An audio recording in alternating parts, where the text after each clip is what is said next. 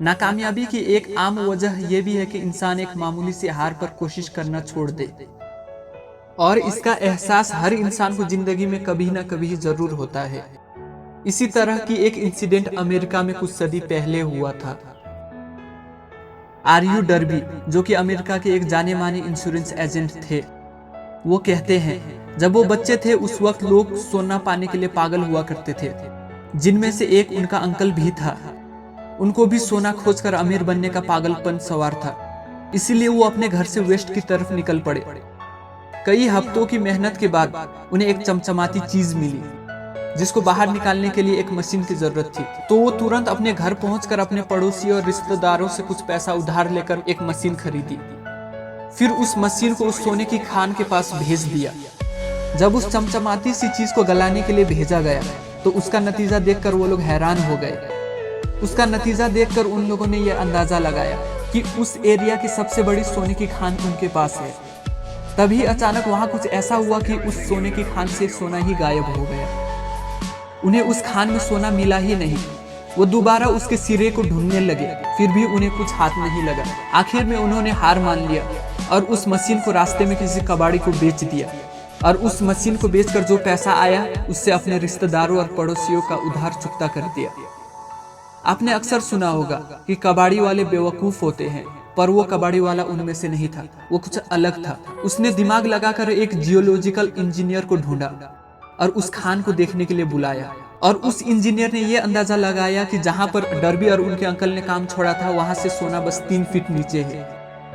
आखिर में वो कबाड़ी वाला सोना बेचकर करोड़पति बन गया, क्योंकि उसे पता था किसी भी काम को बीच में छोड़ने से पहले एक बार एक्सपर्ट से बात कर लेना बहुत जरूरी है। इसीलिए किसी भी चीज को बीच में छोड़ना बहुत ज्यादा गलत होता है। अगर जरूरत पड़े तो उसमें चेंजेस लाते ही रहिए, पर उस काम को कभी मत छोड़िए। और इसी तरह की कितनी सारी इंसिडेंट हो चुकी है। उनमें से एक ये है, दुनिया में सबसे पहले डिजिटल कैमरा बनाने वाली कंपनी कोटेक थी, पर इसकी खोज कर कर वो वहीं ठहर गई। उन्होंने आगे बढ़ने की कोशिश नहीं की और आज उसका नाम मिटने की कगार पर है। भले ही उसने डिजिटल कैमरा की खोज की, पर उसने उसमें वक्त और सिचुएशन को देखकर कुछ कम ज्यादा नहीं किया, तो वो पीछे हटते ही गई। उसी जगह सैमसंग और निकॉन वगैरह ने बहुत ज्यादा मेहनत की और वो आगे बढ़ते ही गए, और कैमरा के मामले में वो दुनिया की आज सबसे टॉप कंपनियां हैं। इसी तरह का हाल नोकिया का भी था। दुनिया में सबसे पहले मोबाइल की खोज नोकिया ने की थी और वो वहीं ठहर गया, आगे नहीं बढ़ा। तो दूसरी कंपनियां जैसे आईफोन, सैमसंग, ओप्पो ने मेहनत की, आगे बढ़ते गए, और इन लोगों की कंपटीशन में आज नोकिया बहुत पीछे हट चुका है। इतने ही और ना जाने कितने मिसाल हैं जो अपने काम को बीच में ही छोड़कर चले जाते हैं। वो खुद पर यकीन नहीं रखते। ये कहानी हम सब की जिंदगी की है। हमें किसी भी काम को बीच में छोड़कर दूसरा काम शुरू नहीं करना चाहिए। कामयाबी का रास्ता छोटे वक्त की नाकामयाबी से होकर गुजरता है।